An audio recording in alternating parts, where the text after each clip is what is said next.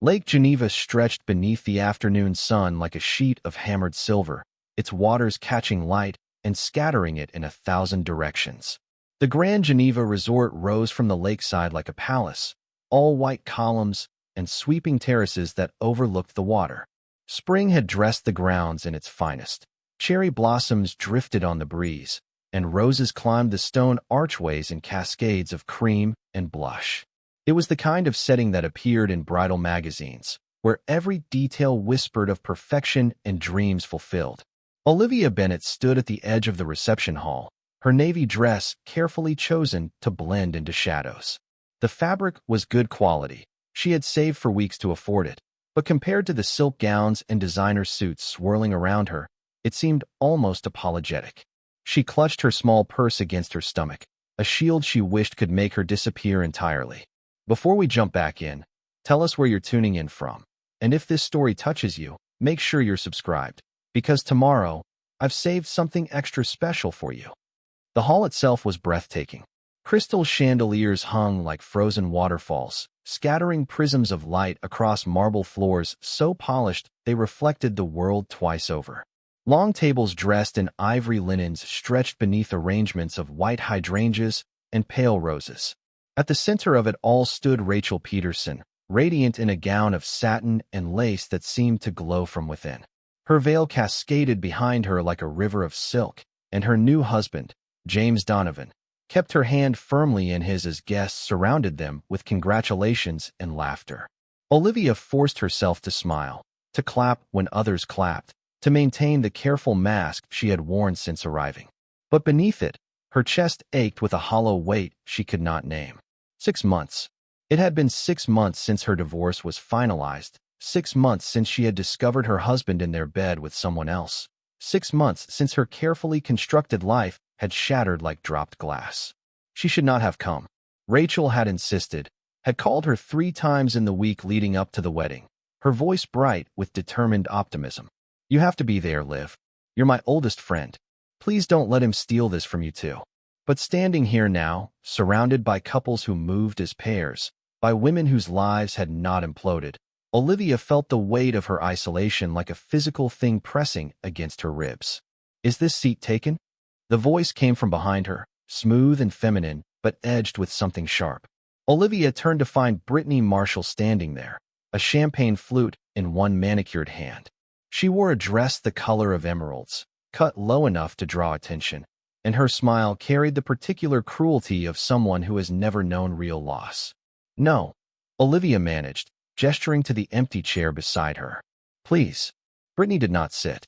Instead, she leaned closer, her perfume overwhelming, something expensive and cloying. I'm surprised to see you here. Alone, I mean. After everything. The words landed like small stones thrown into still water, creating ripples of discomfort that spread outward. Olivia kept her expression neutral, though her fingers tightened around her purse. I wouldn't have had the courage, Brittany continued, her voice pitched just loud enough for the nearby tables to hear. Coming to a wedding by yourself. So soon after your divorce. But I suppose you're braver than I thought. Or more desperate. Heat flooded Olivia's face. She opened her mouth to respond, but no words came. What could she say? That she was here because Rachel was the one person who had stood by her through the wreckage? That attending alone was an act of defiance against the man who had betrayed her? Brittany's smile widened. Well, I should find my table. I'm here with someone, you see, but I'm sure you'll be fine on your own. She paused, letting the words sink in like poison. You're getting used to that, aren't you? She glided away, leaving Olivia standing frozen, her throat tight with unshed tears.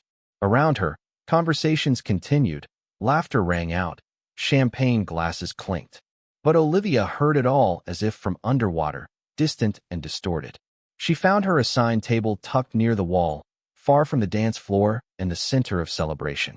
The other seats were empty, distant relatives of the groom who had not yet arrived, or perhaps would not arrive at all. She sank into her chair and reached for the wine glass already filled and waiting, lifting it to her lips with trembling fingers. From the next table, 2 women leaned close, their voices pitched to carry. That's Olivia Bennett, one whispered. Rachel's friend. Did you hear about her divorce? 6 months ago, the other replied. her tone dripping with false sympathy. Caught her husband cheating. And now she's here, dateless and alone. How sad. Olivia kept her eyes fixed on her wine glass, watching the light catch in the liquid like tiny trapped stars. She would not cry. Not here. Not at Rachel's wedding. The violinist in the corner shifted into a waltz, and couples streamed onto the polished floor. Silk skirts twirled, black shoes glided, hands clasped with the easy intimacy of people who belong to each other. Olivia's heart tightened watching them. She remembered her own wedding 7 years ago, when she had believed in forever. She glanced at her phone beneath the table. 7:15. Far too early to leave without seeming rude. She would have to endure at least another hour, maybe 2, before she could slip away unnoticed. The scent of cologne cut through her thoughts. Sharp, unexpected, expensive. She lifted her eyes, expecting another guest searching for their seat. Instead, she found herself staring at a man whose presence seemed to shift the very air around him. He was tall, broad-shouldered, dressed in a suit so perfectly tailored it spoke of wealth without shouting. His hair was dark, touched with silver at the temples, and his features were sharp, all angles and control. But it was his eyes that caught her, held her. Gray, intense, unwavering, they carried a weight that made her breath falter. Around them, heads began to turn. Conversations paused mid-sentence. A ripple of awareness spread outward through the reception hall like a wave moving across water. The man did not acknowledge the attention. He simply pulled out the empty chair beside Olivia and sat, his movements deliberate and unhurried, as though he had every right to be there, as though it had always been his place. Olivia opened her mouth to protest, but before she could form words, he leaned closer. His voice was low, meant only for her, but it seemed to fill the space between them entirely. Pretend you're with me. The words struck her like a physical blow. She turned sharply, meeting those gray eyes, and found herself unable to look away. Excuse me. He did not look at her. His gaze remained fixed across the room, toward a cluster of guests who had paused to watch. They're staring, he murmured. If you don't mind, let's make them believe. The whispers started immediately, spreading through the reception hall like wildfire through dry grass. Who is he? Why is he sitting with her? The forgotten friend, the divorced one, suddenly had the attention of the most powerful man in the room. Olivia's pulse hammered in her throat. I don't understand. Marcus Donovan, he said simply, finally turning those intense gray eyes fully on her. And you are? Olivia Bennett. Her voice came out shakier than she intended. But I still don't. My aunt is approaching. Marcus interrupted smoothly, his hand moving to rest casually on the back of her chair. The gesture was intimate without being presumptuous, possessive without touching her. She's been trying to set me up all evening. If she thinks I'm already taken, she'll leave me alone. And you? His gaze flickered over her briefly. You look like you could use a reprieve from whatever was making you look so miserable a moment ago. Before Olivia could respond, a woman in her mid-60s materialized beside their table. She wore burgundy silk and pearls, her silver hair swept into an elegant chignon, and her sharp eyes missed nothing. Marcus, she said, her voice carrying the particular authority of family matriarchs everywhere. I've been looking for you. There's someone I'd like you to meet. Aunt Patricia. Marcus stood smoothly, his hand moving to Olivia's shoulder in a gesture that looked entirely natural. I'd like you to meet Olivia Bennett. Olivia, this is my aunt, Patricia Donovan. Patricia's eyes widened fractionally, her gaze sweeping over Olivia with an assessment that felt like being cataloged and filed. I see. How lovely to meet you, dear. I wasn't aware Marcus was bringing anyone. It was last minute, Marcus said, his voice carrying just enough warmth to sound genuine. Olivia's an old friend. When I heard she'd be here, I couldn't resist. The lie fell from his lips so smoothly that Olivia almost believed it herself. She managed a smile, her heart racing. It's a pleasure, Mrs. Donovan. Patricia's sharp gaze lingered on Olivia for a long moment before returning to her nephew. Well, this is unexpected, but delightful. She patted Marcus's arm, though her eyes remained calculating. We'll talk later, dear. As she glided away, Olivia exhaled sharply. What just happened? Marcus settled back into his chair, and for the first time, something that might have been amusement flickered in his eyes. You just saved me from an evening of excruciating introductions to women my aunt deems suitable. And I saved you by existing? By looking like someone worth sitting with. He lifted his wine glass in a subtle toast. I suspect we've helped each other. Those women at the next table have stopped whispering about your divorce and started whispering about me instead. Heat flooded Olivia's cheeks. You heard that. I hear most things. Marcus set down his glass and turned to face her fully. I'm James's brother, the groom. Which means I've been watching this circus all day, and I noticed you the moment you arrived. Why? His gray eyes held her steadily. Because you looked the way I felt. Like you were drowning in a room full of people who couldn't see the water. The observation struck something deep in Olivia's chest, something raw and true. Before she could respond, music swelled from the dance floor, a waltz, sweeping and romantic. Around them, couples began to rise, moving toward the polished marble. Marcus stood and extended his hand. Dance with me. It was not a question. Olivia stared at his outstretched palm, her heart hammering. I don't think.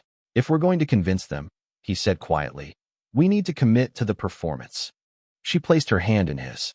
His grip was warm, steady, and somehow grounding despite the surreal nature of everything happening. He led her onto the dance floor, and the crowd parted slightly, making space, watching with undisguised curiosity.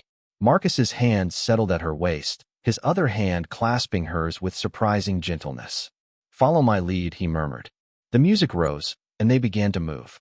Olivia stumbled at first, her steps uncertain, but Marcus guided her with an ease that spoke of practice.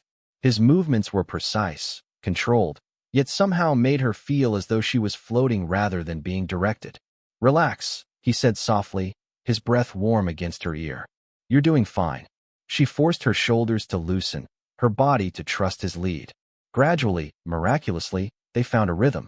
The room blurred around them, the chandeliers becoming streaks of light, the watching faces fading into soft focus.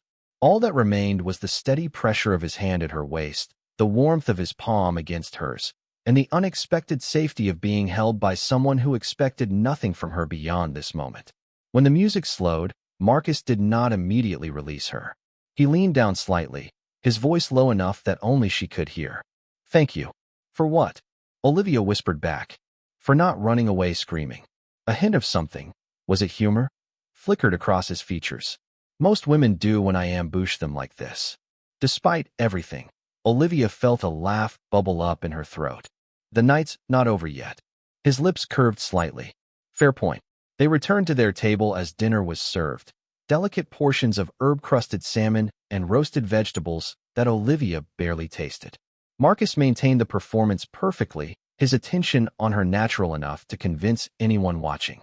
He asked about her work, and she found herself telling him about her illustration projects, her voice gaining confidence as she spoke about something she loved. Children's books, Marcus said thoughtfully. That's admirable work.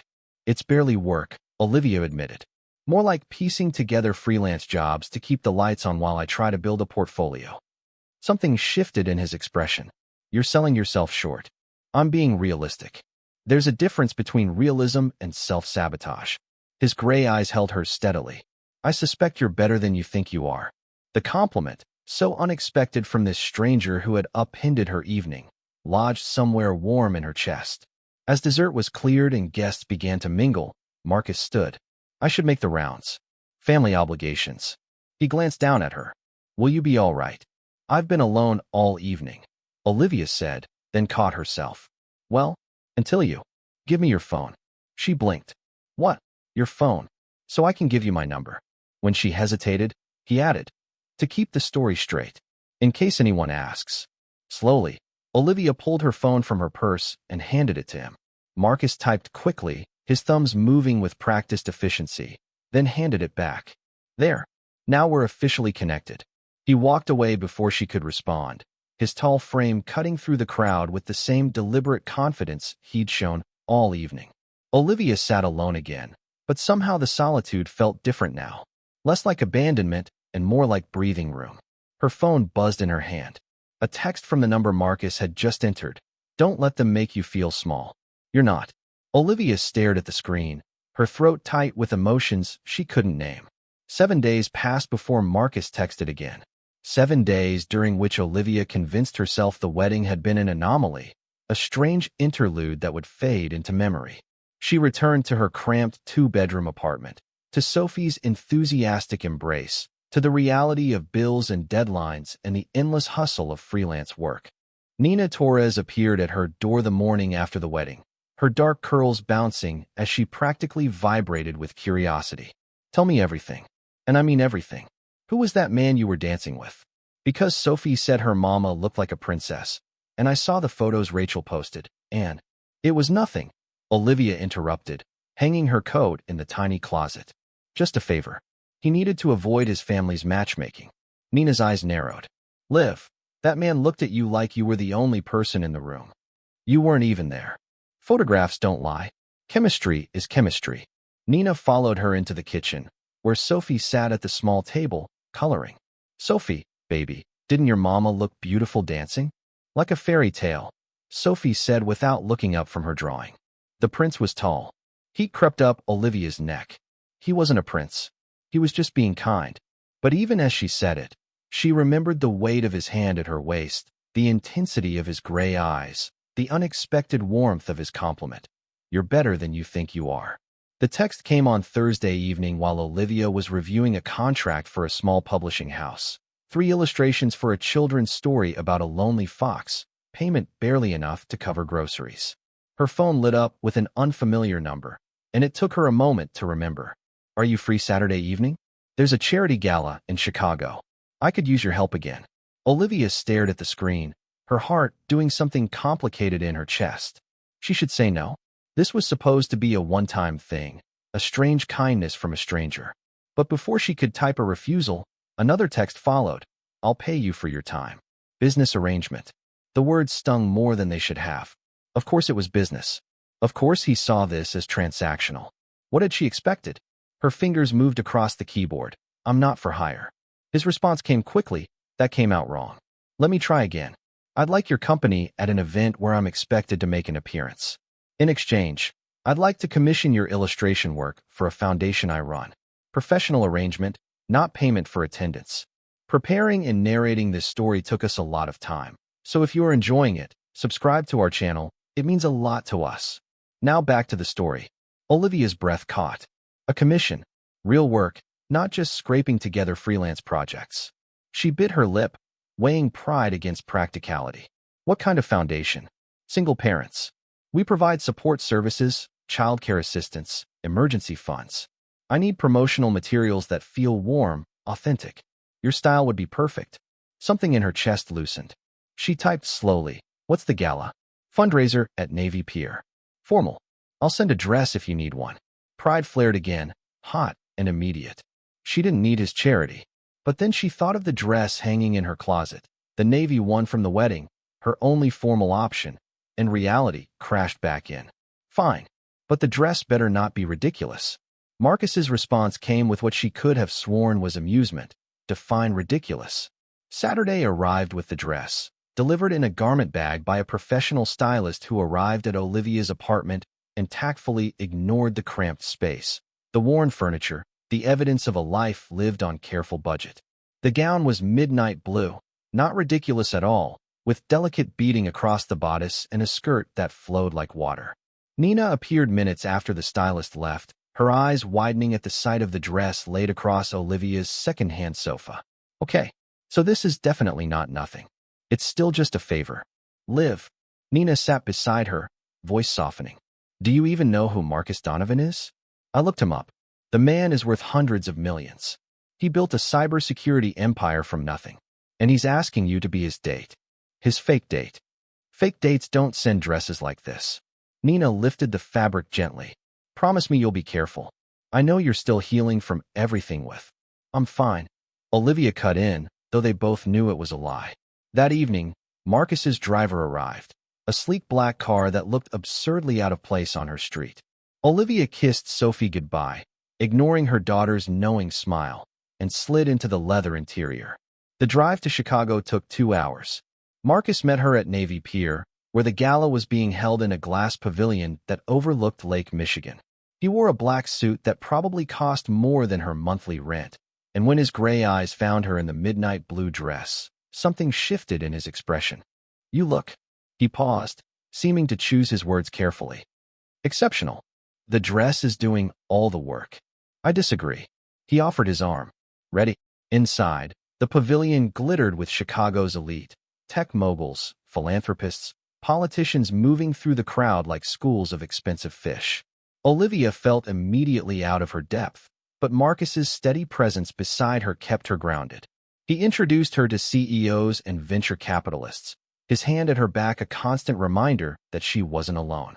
When a children's book publisher expressed interest in her work, Olivia found herself discussing her portfolio with growing confidence, Marcus's earlier words echoing in her mind. You're better than you think you are. It was during a lull in conversation that she saw him, a man in his early 40s, handsome in a practiced way, his smile sharp. He approached Marcus with familiarity, but there was something cold beneath the greeting. Marcus, I didn't expect to see you here. His eyes slid to Olivia, assessing and dismissive in one glance. And with company. How unexpected. Derek Chapman. Marcus's voice had gone flat, controlled. Olivia Bennett. Olivia, this is my business partner. Derek's smile widened, but it never reached his eyes. Partner. Such a generous term. Marcus. We both know who really runs things. He turned to Olivia. I hope you're not a distraction. Marcus has important work to focus on. The words were light, but the threat beneath them was unmistakable. Olivia felt Marcus's hand tighten imperceptibly at her waist. I manage my focus just fine, Derek. Of course. Derek's gaze lingered on Olivia for a moment too long. Enjoy the evening. As he walked away, Olivia felt a chill despite the warmth of the room. He seemed. Let's not discuss him, Marcus said quietly. Would you like some air? They stepped onto the pier, where Lake Michigan stretched dark beneath the city lights. The wind off the water was sharp, carrying the scent of the lake and distant rain. Marcus leaned against the railing, his controlled facade cracking slightly. For the first time since she'd met him, he looked tired. Are you all right? Olivia asked. He glanced at her, and in his gray eyes she saw something she recognized, the weight of carrying too much alone. My mother used to bring us here when we were kids. My brother and me. She'd save up for months just so we could come to the city, see the pier, pretend we belonged somewhere like this. Olivia stayed quiet, sensing he needed to speak more than he needed a response. She died when I was 25, Marcus continued. Exhaustion, the doctors said. But it was more than that. It was years of working herself to nothing, trying to give us everything when my father had already walked away. She never complained, never let us see how hard it was. His voice dropped. I built the foundation for her. For every parent trying to do what she did, raise children alone without falling apart. Understanding crashed over Olivia like a wave. This wasn't just business for him. It was personal. It was grief transformed into purpose. I'm sorry, she said softly. Marcus turned to face her fully. Derek thinks the foundation is a waste of resources. He's been pushing me to shut it down, redirect the funds to more profitable ventures. His jaw tightened. I won't do it. Good, Olivia said firmly. You shouldn't. Something in his expression softened. You understand. I understand what it's like to barely keep your head above water while everyone around you swims effortlessly. I understand what it means when someone throws you a life raft instead of judging you for drowning. She held his gaze steadily. Your mother would be proud of what you built. For a long moment, Marcus simply looked at her. Then, without warning, he smiled. A real smile, not the controlled expression he wore for audiences, but something genuine and warm. Thank you, Olivia Bennett. For what? For being exactly who you are. The words settled between them like a promise, and Olivia realized with sudden clarity that whatever this arrangement was, whatever pretense they had started with, the lines were already blurring beyond recognition. 2 weeks into their arrangement, Marcus appeared at Olivia's apartment unannounced, carrying takeout containers from a Thai restaurant she had mentioned in passing. Sophie answered the door, her eyes widening at the tall man holding enough food for a small army. Mommy, the prince is here. Olivia emerged from her bedroom, still in paint-stained sweatpants and an oversized shirt, her hair pulled into a messy bun. She froze at the sight of Marcus in her cramped living room, his expensive suit utterly incongruous against her second-hand furniture and Sophie's crayon drawings taped to every available wall. I should have called, Marcus said, though he didn't sound particularly apologetic. but I wanted to see your real life." The contrast was stark and undeniable. Her apartment was barely 800 square feet, a tiny kitchen that opened into a living space where Sophie's art supplies claimed half the available surface area, 2 small bedrooms beyond. Everything was clean but worn, loved but clearly aged. It was a life built on careful budgets and constant compromise. Marcus set the food on her small dining table, seemingly unbothered by the mismatched chairs. "I brought enough for 3. I hope that's acceptable." Sophie tugged at his sleeve with the fearless confidence of children. "Do you like drawing? I'm making a story about a dragon who's afraid of flying." "Sophie." Olivia warned gently, but Marcus was already crouching to Sophie's level, examining her drawings with genuine interest. "Tell me about your dragon," he said. For the next hour, Olivia watched something she hadn't expected. Marcus Donovan, tech millionaire, sitting cross-legged on her worn carpet beside her 7-year-old daughter, discussing the emotional arc of a dragon protagonist. He asked thoughtful questions, offered suggestions, and when Sophie showed him how to sketch wings properly, he accepted her instruction with patience. Nina arrived midway through dinner, ostensibly to return a borrowed book, but clearly to investigate. She pulled Olivia into the kitchen, her voice a fierce whisper. "Liv, that man is in your living room, teaching your daughter perspective drawing. Do you understand what that means? It means he's being nice. It means he's falling for you. Both of you." Nina gripped her shoulders. "And you're falling too. I can see it on your face. We have an arrangement." "Arrangements don't look like that." Nina gestured toward the living room, where Marcus's laugh, genuine and unguarded, floated through the doorway. "Be careful. Men like that, their world isn't our world." After Nina left, the evening settled into something dangerously domestic. They watched an animated movie Sophie had seen a dozen times, and when her daughter fell asleep between them on the couch, Marcus lifted her with surprising tenderness, carrying her to bed without being asked. When he returned, Olivia was standing by the window, her arms wrapped around herself. "You didn't have to do that. I wanted to." Marcus moved closer, and suddenly the small apartment felt even smaller, the air charged with something neither of them was naming. "Olivia." She turned and found him closer than she'd realized. His gray eyes held hers with an intensity that made breathing difficult. "This stopped being pretend for me," he said quietly. "Weeks ago." Then his lips were on hers, gentle at first, then deeper as she responded. It was nothing like the careful performance at the wedding. This was real, urgent, honest. His hand cupped her face, and Olivia felt something inside her that had been frozen since her divorce began to thaw. When they broke apart, panic flooded her. "Marcus, we can't. This was supposed to be fake. I stopped pretending 2 weeks ago," he said. "Tell me you don't feel this too." But she couldn't, because she did feel it, terrifyingly real and absolutely impossible. Olivia spent 3 days avoiding Marcus's calls before he appeared at Sophie's school playground at pickup time.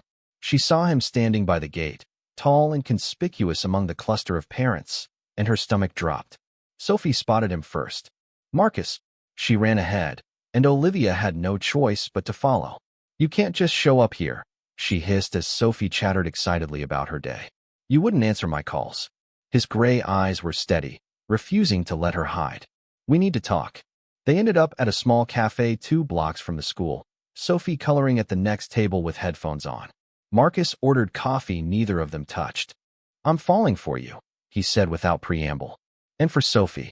I want to try this, really try it. Not as a performance, but as something real. You don't understand what you're asking."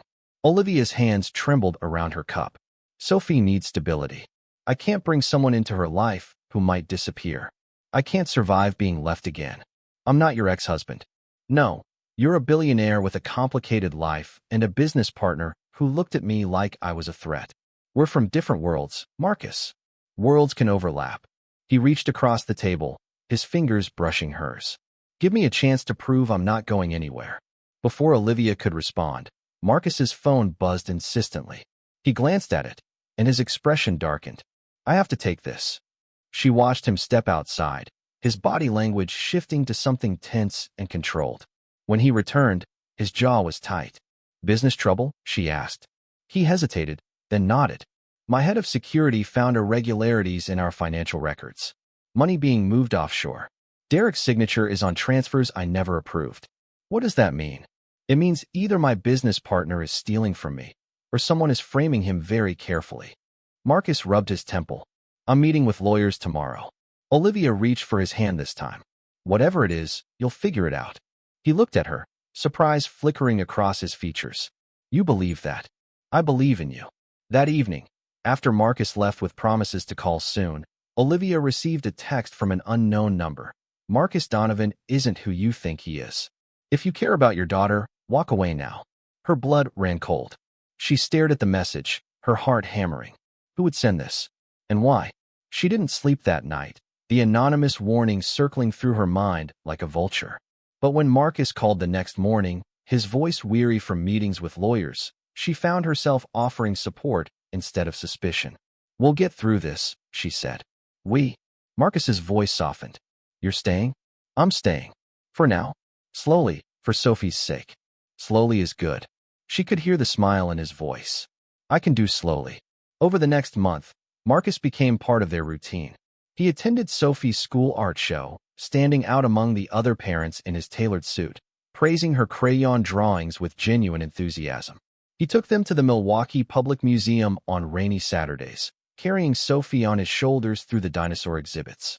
He reviewed Olivia's foundation illustrations with professional praise that made her feel valued as an artist, not just as his pretend girlfriend. Slowly, carefully, they built something real. Marcus introduced Olivia properly to James and Rachel over dinner at a cozy lakeside restaurant. Rachel squeezed Olivia's hand across the table. I've never seen him this happy. James says he's like a different person. Even Aunt Patricia softened after a family dinner where Sophie charmed her with drawings of Uncle Marcus's family. The older woman pulled Olivia aside, her sharp eyes gentler than before. He needs this. Needs you both. Don't hurt him. I'm not the one with the power to hurt anyone. Olivia replied quietly. You have more power than you think. But beneath the growing happiness, tension mounted. Henry Jean compiled evidence showing Derek had been embezzling for over a year, setting up offshore accounts, and preparing to sell proprietary technology. Marcus met with lawyers, but they needed concrete proof before acting. Derek sensed the investigation closing in. He planted false documents suggesting Marcus had approved every transfer, then leaked information to a business journalist.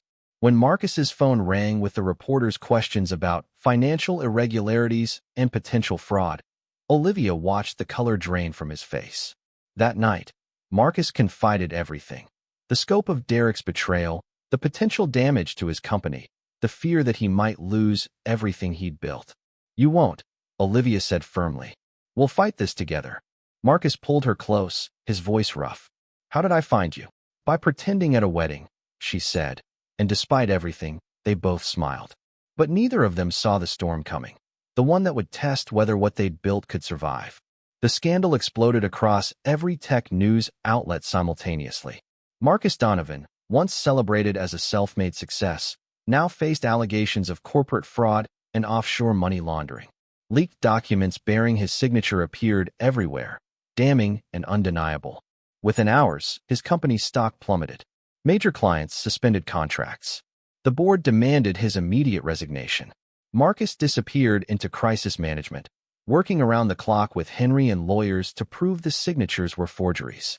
Days blurred together, missed calls, canceled plans, the distance growing between them like a chasm neither could cross. Sophie asked the question that broke Olivia's heart. Is Marcus going to leave like Daddy did? When Olivia finally reached him by phone, Marcus was sharp, exhausted. I can't handle relationship complications right now. The words cut deeper than any blade. Partnership means showing up through difficulties, Olivia said, her voice trembling. Maybe mixing personal and professional life was a mistake. You're doing exactly what my ex did, running when things get hard. The line went silent. Then dead. Olivia collapsed on her couch, Nina finding her hours later, tears dried on her cheeks. The rumors had already started spreading, Brittany Marshall gleefully telling anyone who would listen that Olivia Bennett had been with Marcus for his money, and now that he was broke, she'd disappear. Then came the message from Derek's intermediary. I have information that could help Marcus. Meet me. Olivia met Derek at his downtown office, convinced she was helping. He was charming, sympathetic, claiming he wanted to protect Marcus from unnamed enemies within the company. I need leverage to force the real culprit into the open, Derek explained smoothly. There are files in Marcus's home office that will prove his innocence. Can you retrieve them? Desperate to help, Olivia used the key Marcus had given her. Inside his penthouse, she found the files, but also discovered background reports on herself, her ex-husband, her finances. Evidence that Marcus had been investigating her. Betrayal flooded through her. Had he ever trusted her? Or had she always been just another variable in his calculations? Hurt and angry, she took the files to Derek. Only when leaving did she notice the security cameras in his office, the recording lights blinking. Derek's mask dropped. Thank you for making this so easy. His smile turned cruel. I now have video evidence of you breaking into Marcus's home and stealing confidential documents. Unless you disappear from his life permanently, I'll frame you as his accomplice in the fraud. Terror seized her. She'd walked directly into his trap, her desire to help Marcus becoming the weapon used against them both. She fled into the night, understanding too late that love had made her vulnerable, and vulnerability had made her reckless. Olivia returned home shaking, ready to pack everything and run. But Nina forced the truth from her, then delivered it without mercy. You have to tell Marcus. Now. The call was the hardest thing she'd ever done. Through tears, Olivia confessed everything. The meeting, the manipulation, the files, Derek's threats. Silence stretched across the line, terrible and infinite. When Marcus finally spoke, his voice was cold. Stay at your apartment. Lock the doors. Wait for Henry. Then he hung up. Hours later, Derek's hired men broke through her door. Henry's security team fought them off, but in the chaos, rough hands grabbed Olivia, dragging her toward a waiting vehicle. Then Marcus arrived. Not the controlled businessman, but something fierce and desperate. Police flanked him as he pushed through the violence, reaching for her. Olivia. She was pulled free, collapsing into his arms as Derek's men were arrested. Marcus held her as if she might disappear, his carefully constructed walls completely shattered. I investigated you to protect you, he said roughly. Not because I didn't trust you, because I needed to understand every thread in my world that might touch you and Sophie. I failed to protect my mother. I couldn't fail you too. Olivia sobbed against his chest. I'm sorry. I should have trusted you. We both have trust to rebuild. He pulled back, cupping her face. But I'm not going anywhere. Not now. Not ever. Around them, sirens wailed and investigators gathered evidence. But in that moment, amid the chaos and fear, they found something stronger than pretense. The certainty that they would fight for each other, no matter the cost. The weeks that followed felt like surfacing after a storm. The news broke in Marcus's favor. Henry's investigation, paired with digital forensics, proved the signatures were forged. Derek was arrested, charged with fraud, embezzlement, and conspiracy. Marcus's name was cleared, but the damage to his company, and to his heart, would take longer to heal. Olivia stayed out of the spotlight. Reporters camped outside Marcus's offices, hungry for quotes, but she refused interviews. Her only focus was Sophie, who had nightmares for days after the break-in. Marcus visited quietly every evening, bringing takeout and bedtime stories, learning how to fold himself into a small apartment life that once intimidated him. One night, after Sophie fell asleep, Olivia found him sitting at her kitchen table, still in his suit, sleeves rolled up, exhaustion etched into the lines around his eyes. You look human, she teased softly. He smiled faintly. That's new for me. Then his expression sobered. You could have walked away. Most people would have. I almost did. Olivia sat across from him. But I realized something. You didn't just save me that night. You saw me when no one else did. Maybe that's worth fighting for. Marcus reached across the table, his fingers brushing hers. I've spent my life building walls. You and Sophie knocked them down in a month. She hesitated, then said what had been haunting her. You investigated me. I did, he admitted. And I regret how I did it. I was afraid of losing control. But you taught me that trust isn't control, it's surrender. Olivia's throat tightened. Then let's start over. No pretending this time. He nodded. No pretending. Outside, the city hummed with life. Inside, silence stretched between them, not empty but full, of forgiveness, of something fragile and real. 3 months later, the Donovan Foundation launched its new initiative, the Bennett Program, funding creative grants for single parents pursuing art, writing, or design. Olivia's illustrations graced the campaign's posters, a mother holding a child's hand while both reached toward a rising sun. During the launch gala, held once again at Lake Geneva, Olivia stood beside Marcus on the same terrace where they'd first met. Cherry blossoms drifted on the wind, as if the world itself had come full circle. "You realize," she murmured, smiling at the crowd below, "you named a foundation after me without asking." He looked down at her, eyes soft. "It's not for you. It's because of you.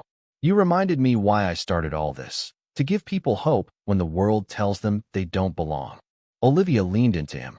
"And what about us? Where do we belong?" Marcus's hand found hers. "Right here. Wherever you are, that's home." A ripple of applause rose from the crowd as the foundation's banner unfurled, but Olivia hardly heard it. For the first time in years, her heart wasn't waiting for something to break. It was open, whole, and steady. The woman who had once sat alone at a wedding now stood beside the man who had once been too afraid to love. Together, they weren't pretending anymore. They were finally living the story they'd accidentally begun. Up next, you've got two more standout stories right on your screen. If this one hit the mark, you won't want to pass these up. Just click and check them out. And don't forget to subscribe and turn on the notification bell so you don't miss any upload from us.